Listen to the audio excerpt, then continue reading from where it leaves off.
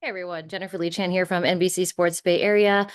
And kind of a big news today for Tuesday. Early in the morning, George Kittle announced his giant extension, 4 years. He'll be under contract through the 2029 season with the 49ers, making him most likely the next eligible man to get that on that 10-year wall. He's been with the team since 2017 when they drafted him in the fifth round of the NFL draft, and he has just become one of the core members of this 49ers team. He has been a Pro Bowler, he's been an All Pro, he's won the Salute to Service Award, he's an amazing blocker, he has had 1,000 yard season after 1,000 yard season. He is one of the guys that is makes the 49ers what it is. So huge congrats to George Kittle. That contract got worked out. So one down, two to go. And someone asked me earlier, who are the other two? Brock Purdy and who? Fred Warner. So the 49ers do want to get Fred Warner an extension, get that done before it gets too late. And I'm actually almost a little surprised that they were able to get it done with George Kittle so quickly after, I don't know, news broke that there was some contract dispute issues. But then he showed up to the facility like he always does. Kind of like Brock Purdy, that same mentality. Not going to hold out, not going to hold in. Brock Purdy, he's been around the facility for team conditioning. Fred Warner's there as well. Um, these are just guys who are 49ers through and through. They're good guys. Yes, they're going to get the bigger contract. They know it's going to happen eventually. They have faith that it's going to happen. And George Kittle came back in a few days after the offseason conditioning program started, phase one, which is really just weight training and conditioning. They don't do any on-field work. They can go out there and work on the field, but they just can't have coaches around them. So he's obviously been working with the team. He's been around the facility. So just it was nice to see George and Claire in the office together as he signed his contract. 2029, $40 million guaranteed, keeping him again through the club through the 29 season, which is great. He's 31 years old, but I feel like George Kittle has stayed healthier as he's gotten older. And, he's just keeps producing season after season, and it's completely well deserved. So now the 49ers need to work on Brock Purdy's contract. Maybe, this is the first domino in the train to actually fall.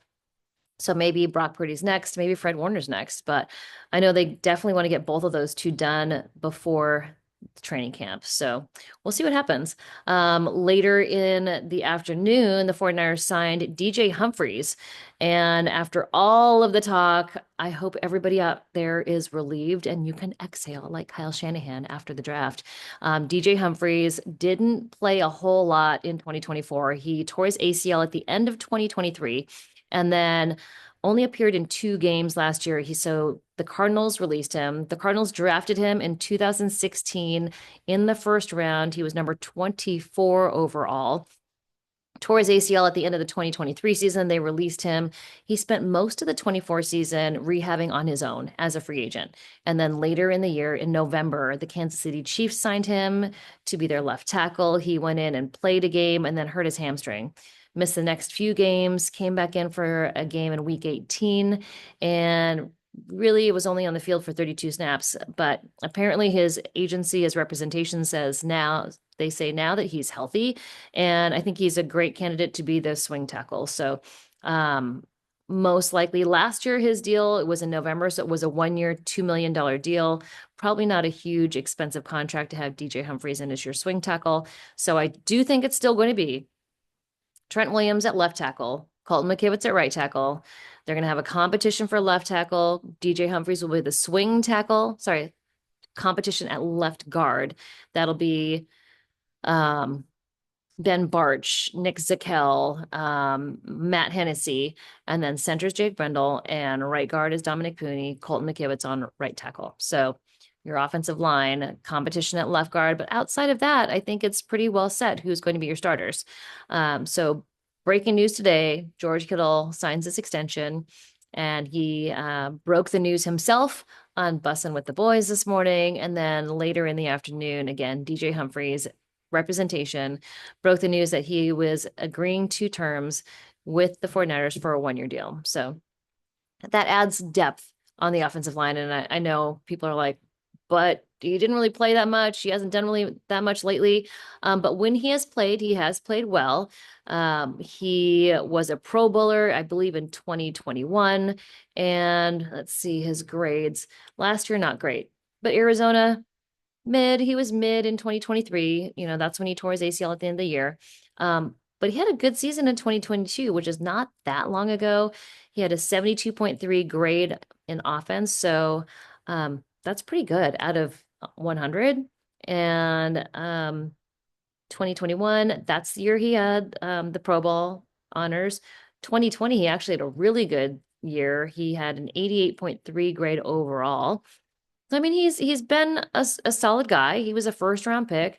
So I think he's a guy that can probably contribute and be depth in a swing tackle. So I think it's a good choice.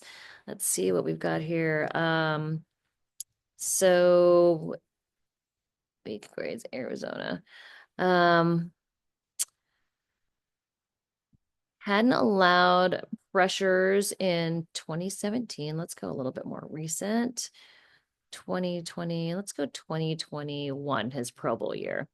He allowed 8 sacks, 4 hits, 33 hurries, 45 pressures overall in 17 games and a wild card game. So, I mean, I think that's average. I think 2020 was actually his better year. The COVID year, he was much better. Um, Odd year though. 23 total pressures, only 3 sacks, 2 hits, and 18 hurries. If we want to go more recent, let's go 2022.